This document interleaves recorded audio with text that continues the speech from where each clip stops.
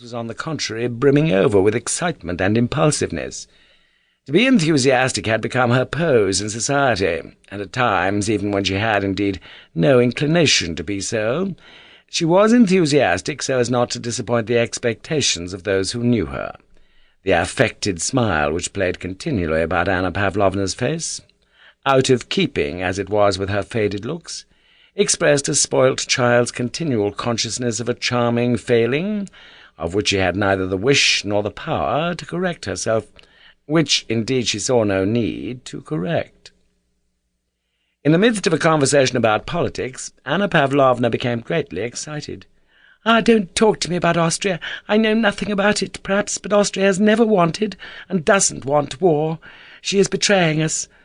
Russia alone is to be the saviour of Europe. Our benefactor knows his lofty destiny and will be true to it. That's one thing I have faith in. Our good and sublime emperor has the greatest part in the world to play, and he is so virtuous and noble that God will not desert him, and he will fulfil his mission, to strangle the hydra of revolution, which is more horrible than ever now in the person of this murderer and miscreant. Whom can we reckon on, I ask you? England, with her commercial spirit, will not comprehend, and cannot comprehend all the loftiness of soul of the Emperor Alexander. She has refused to evacuate Malta. She tries to detect. She seeks a hidden motive in our actions. What have they said to Novosiltsov?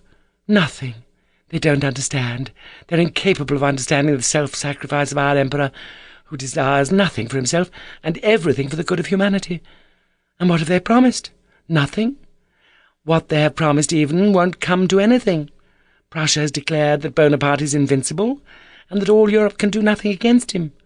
And I don't believe a single word of what was said by Hardenberg or Haugwitz. That famous Prussian neutrality is a mere sneer.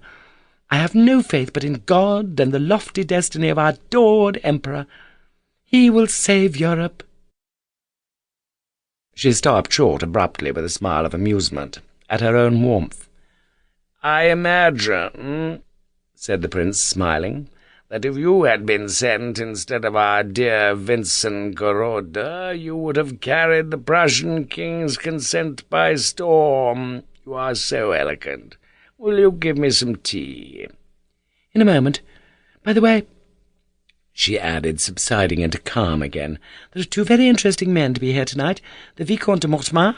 He is connected with the Montmorencys through the Lorrains, one of the best families in France. He is one of the good emigrants, the real ones. Then Abbé Morio, you know that profound intellect? He has been received by the Emperor. Do you know him?" "Ah, I shall be delighted," said the prince. "Tell me," he added, as though he had just recollected something, speaking with special nonchalance, though the question was the chief motive of his visit, "is it true that the Dowager Empress desires the appointment of Baron Funke as first secretary to the Vienna legation? He is a poor creature, it appears, that Baron." Prince Vasily would have liked to see his son appointed to the post which people were trying, through the Empress Maria Fyodorovna, to obtain for the Baron. Anna Pavlovna almost closed her eyes to signify that neither she nor anyone else could pass judgment on what the Empress might be pleased or see fit to do. "Baron Funke has been recommended to the Empress Mother by her sister," was all she said in a dry, mournful tone. When Anna Pavlovna spoke of the Empress, her countenance suddenly assumed a profound and genuine expression of devotion and respect, mingled with melancholy, and this happened whenever she mentioned in conversation her illustrious patroness.